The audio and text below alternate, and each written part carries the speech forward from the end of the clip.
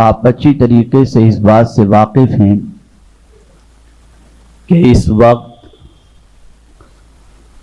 پوری دنیا میں ایک بڑی تعداد انسانوں کی اور اس میں بھی خاص طور پر مسلمانوں کی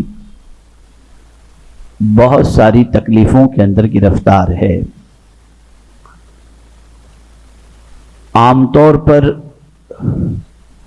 تکلیف اور مصیبت میں گرفتار مسلمانوں کو دیکھ کر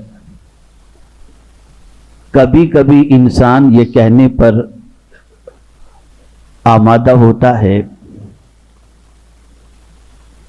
کہ شاید اللہ عز و جل ان سے ناراض ہے، اس لیے انہیں مصیبتوں میں گرفتار کیا اور یہ تکلیفوں کی وادیوں سے گزر رہے ہیں۔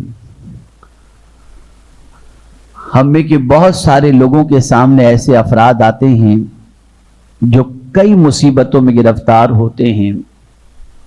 وہ مسلمان ہوتے ہیں، نیک نمازی بھی ہوتے ہیں، پرہیزگار بھی ہوتے ہیں، گناہوں سے بچنے والے بھی ہوتے ہیں، لیکن انہیں مصیبت آتی ہے۔ اور بہت سارے عبادت گزار مسلمان مصیبتوں کی وجہ سے یہ کہتے نظر آتے ہیں کہ یار جو لوگ گناہ کرتے ہیں وہ بڑے مزے میں ہیں، ہم لوگ سیدھے راستے پر چل رہے ہیں تو مصیبتیں ہمارے دروازے پر دستک دیتی ہیں۔ آج آپ کو حیرت ہوگی کہ میری گفتگو کا موضوع کیا ہے۔ یہ سن کر میری گفتگو کا موضوع ہے مصیبت بھی اللہ کی بہت بڑی نعمت ہے۔ مصیبت بھی اللہ کی بہت بڑی نعمت ہے۔ اللہ ہر کسی پر مصیبت نہیں نازل کرتا۔ اگر آپ کے سامنے میں بخاری شریف کی ایک حدیث مبارکہ رکھوں تو آپ کی عقل دنگ رہ جائے گی، اور پھر رسول گرامی وقار صلی اللہ علیہ وسلم سے لے کر صحابہ کرام علیہم الرضوان تک، اور صحابہ کرام علیہم الرضوان کے بعد سے لے کر آج تک اولیاء کرام اور دینداروں کی زندگی کو دیکھنے کے بعد آپ یہ محسوس کریں گے کہ کیا اللہ عز و جل ان سے ناراض ہے، یا مصیبتیں اللہ نے اس لیے دی ہیں تاکہ اللہ عز و جل ان سے بھلائی کا ارادہ فرماتا ہے۔ میں کوئی اور کتاب کی حدیث نہیں، میں بخاری شریف کی حدیث آپ کی سماعتوں کے حوالے کرتا ہوں تاکہ آپ محسوس کر سکیں کہ اللہ کس پر مصیبتیں نازل کرتا ہے اور کس کو مصیبتوں میں گرفتار کرتا ہے۔ بخاری شریف کی حدیث رسول اعظم صلی اللہ علیہ وسلم نے ارشاد فرمایا، من یرید اللہ بہ خیرا یصب منہ، او کما قال، اللہ عز و جل جس بندے سے بھلائی کا ارادہ کرتا ہے اس کو مصیبتوں میں گرفتار کر دیتا ہے۔ جب پروردگار کسی بندے سے بھلائی کا ارادہ کرے تو اللہ اس بندے پر مصیبتیں نازل کرتا ہے، تکلیفیں نازل کرتا ہے۔ آپ ذرا سوچو، آخر مصیبتوں میں کون سی نعمتیں چھپی ہوئی ہیں اور مصیبتوں میں کون سی راحتیں چھپی ہوئی ہیں۔ اللہ اکبر۔ مسلم شریف کی حدیث ہے، آقا کریم صلی اللہ تعالی علیہ وسلم ارشاد فرماتے ہیں، جو لوگ دنیا کے اندر مصیبتوں میں گرفتار رہے، پریشانیوں میں گرفتار رہے، تکلیفوں میں گرفتار رہے، کبھی مرض کے اندر گرفتار رہے، کبھی مالی تنگی میں گرفتار رہے، کبھی موت کی وادیوں سے گزرتے رہے، کبھی ان کے بچوں کی تکلیف کی وجہ سے وہ گرفتار رہے، ان ساری تکلیفوں کے عوض کے اندر ایک وقت آتا ہے بندہ اس دنیا سے چلا جاتا ہے۔ آقا کریم صلی اللہ علیہ وسلم فرماتے ہیں، قیامت کے دن اس مصیبت میں گرفتار بندے کو اللہ عز و جل ایک درخت کے نیچے جگہ عطا فرمائے گا، جس درخت کا نام ہے شجرۃ البلوہ، مصیبتوں کا درخت۔ اللہ اکبر۔ اس درخت کے نیچے وہ بندے وہاں موجود ہوں گے اور اللہ عز و جل ان پر اتنی انعام و اکرام کی بارشیں نازل کرے گا کہ جو لوگ دنیا کے اندر آرام سے زندگی گزارتے تھے وہ سوچیں گے اور وہ غور کریں گے کہ کاش کہ دنیا کے اندر ہمارے وجود کو کینچیوں سے کاٹا جاتا اور تکلیف کی وادیوں سے گزارا جاتا تو آج ہم بھی اس درخت کے سائے میں رہ کر کے اللہ کی نعمتوں کے مزے حاصل کرتے۔ مصیبتیں توڑنے کے لیے نہیں آتی، मुसीबतें खुदा से जोड़ने के लिए आती हैं। मैं आपको एक बात सुनाऊं तो आपकी अक्ल दंग रह जाएगी। दोनों के दरमियान मुकालमा होता है। बीमारी और दुनिया दोनों आपस में बात करते हैं। दुनिया बीमारी से कहती है, ए बीमारी, तुझसे लोग मोहब्बत नहीं करते, लेकिन मेरा हाल यह है कि मुझे पाने के लिए दुनिया घर छोड़ देती है, लोग आराम छोड़ देते हैं, और मेरी इतनी कशिश है कि लोग मुझे पाने के लिए हर किस्म की मेहनत और मशक्कत करते हैं।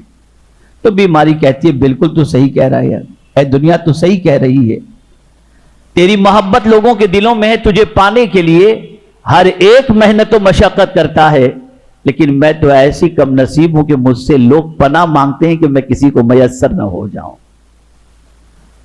तो दुनिया जवाब में कहती है, नहीं नहीं, तू कम नसीब नहीं है, तू खुश नसीब है। तब मैं कैसे खुश नसीब हूं, मुझे तो लोग पाने की तमन्ना ही नहीं रखते। भला कौन दुनिया में ऐसा है जो बीमारी से मोहब्बत करे, लेकिन तू खुश नसीब है कि दुनिया तुझे लोग चाहते हैं, तुझे पाने की कोशिश करते हैं और मुझसे पनाह मांगते हैं। तो दुनिया कहती है, नहीं तू खुश नसीब है। कहा कैसे? अब जुमला याद रखिएगा, हमेशा के लिए काम आएगा। दुनिया बीमारी से कहती है, ए बीमारी, तू खुश नसीब है, मैं कम नसीब हूं। मैं ऐसी चीज हूं कि जिसको मिल जाऊं उसे खुदा से दूर कर देती हूं, और तू ऐसी खुश नसीब है कि तू जिसे लग जाए उसको खुदा का कुर्ब नसीब हो जाता है। आप देखें, ये दुनिया बीमारी से कह रही है और बीमारी दुनिया से कह रही है।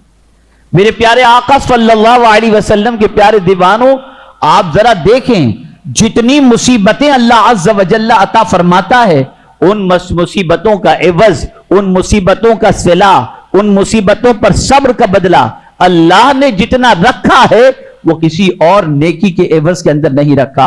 और मुसीबतों पर अगर कोई सब्र कर ले तो अल्लाह अज़्ज़ व जल इस सब्र करने वाले को वो मकाम अता करता है जिस मकाम पर आदमी इबादत करके नहीं पहुंच सकता। इसी को कुरान ने मेंशन किया है, वमा युलक्काहा इल्ला लल्लज़ीना सबरू वमा युलक्काहा इल्ला ज़ू हज़्ज़िन अज़ीम। बहुत सारे ऐसे हैं जिन्हें कोई मर्तबा नसीब होता है तो किस्मत की वजह से नसीब होता है, या सब्र की वजह से अल्लाह उन्हें वो इज्जत और मर्तबा अता फरमाता है। दो वाकयात आपके सामने करूं। बेकसूर थे हजरत यूसुफ अलैहिस्सलाम, बेकसूर थे, कोई उनका जुर्म नहीं, और उन्हें 7 साल या 9 साल की जेल हुई। इनोसेंट, बिल्कुल बेकसूर, कैदोबंद की सौबतें बर्दाश्त कर रहे हैं, लेकिन एक हरफे शिकवा अपनी जबान पर नहीं कि मैं, जिसे कुरान ने सिद्दीक भी कहा, यूसुफ अय्युहा सिद्दीक, ऐसे सच्चे, लेकिन बेगुनाह थे। बेगुनाही के बावजूद उन्हें कई सालों तक जेल में रहना पड़ा, लेकिन जेल में रहते हुए भी सब्र का दामन और अल्लाह का शिकवा, सब्र का दामन थामा, अल्लाह की शिकायत नहीं की। तो अब यह मुसीबत नेमत बनकर के आ गई। सीधा जब कैद से रिहाई मिली तो वही यूसुफ जो 7 या 9 साल तक कैद में थे, कैद से छूटते ही फौरन मिस्र के तख्त पर जाकर के अल्लाह ने उन्हें बिठा दिया। हजरत बिलाल को देखो, मक्के की गलियों के अंदर घसीटे जाते थे, मक्के के अंदर उनसे कहा जाता कि तुम अल्लाह को मानना छोड़ दो वरना तुम्हें ऐसी सजा दी जाएगी कि तुम जिंदा रहोगे तो तड़पते तड़पते जिंदा रहोगे। क्या जुर्म था हजरत बिलाल रदी अल्लाह तआला अन्हु का? बस एक ही जुर्म था, वो अल्लाह को एक मानते थे और हुजूर सल्लल्लाहु अलैहि वसल्लम की गुलामी का दम भरते थे। लेकिन इसके एवज के अंदर हजरत बिलाल रदी अल्लाह मौला तबारक व तआला अन्हु को गर्म रेत पर घसीटा जाता, अंगारों पर लिटाया जाता। आज मैं आपसे पूछना चाहता हूं, दुनिया की थोड़ी सी मुसीबत के एवज के अंदर, थोड़ी सी रोजी में तंगी आ गई तो आदमी ड्रग्स सप्लाई करना शुरू कर देता है, हराम कारोबार की तरफ चला जाता है, सूदी कारोबार की तरफ चला जाता है और कहता है मेरा गुजारा कैसे होगा, और आदमी हराम रास्ता इख्तियार कर लेता है। मैं पूछना चाहता हूं, हजरत बिलाल रज़ी अल्लाहु मौला तबारक व तआला अन्हु को गर्म रेत पर घसीटा जा रहा था और उनसे कहा जा रहा था एक अल्लाह को मानना छोड़ दो, दामन मोहम्मद सल्लल्लाहु अलैहि वसल्लम छोड़ दो, वरना तुम जिंदा तो रहोगे लेकिन तड़प तड़प करके तुम्हें जिंदगी गुजारनी पड़ेगी। हजरत बिलाल ने मुसीबत बर्दाश्त की और गर्म रेत पर और अंगारों पर भी कहते रहे अहद अहद अहद, मेरा अल्लाह एक है, मेरा अल्लाह एक है, मेरा अल्लाह एक।